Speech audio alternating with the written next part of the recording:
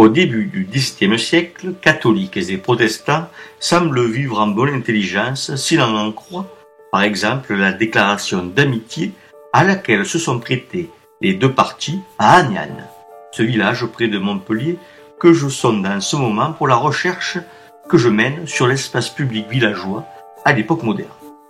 Une délibération du 23 mai 1610 nous indique que les habitants des deux religions se sont jurés fidélité et amitié fraternelle.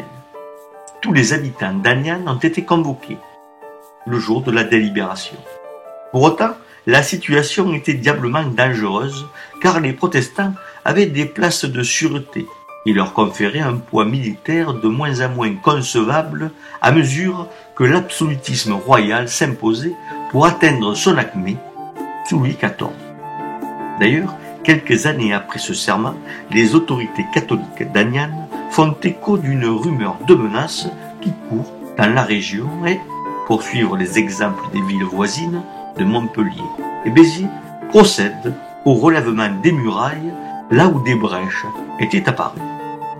Ils font donc murer les portes de l'église qui donnent sur l'extérieur du village, car l'église est encastrée dans le rempart.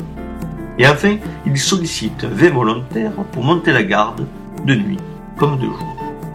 Les portes des entrées du village étaient donc en bon état, puisqu'il n'est pas question de les réparer.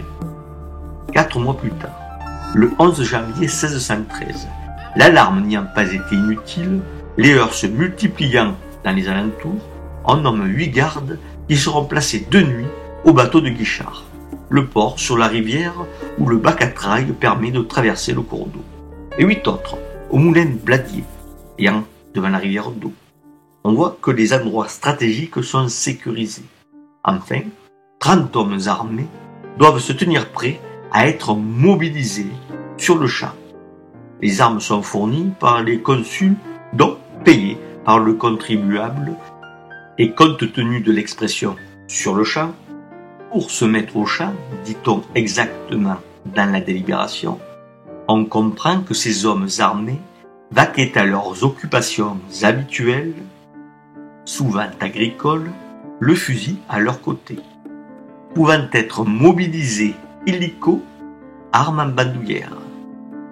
Voilà une étymologie possible de l'expression « sur le champ ».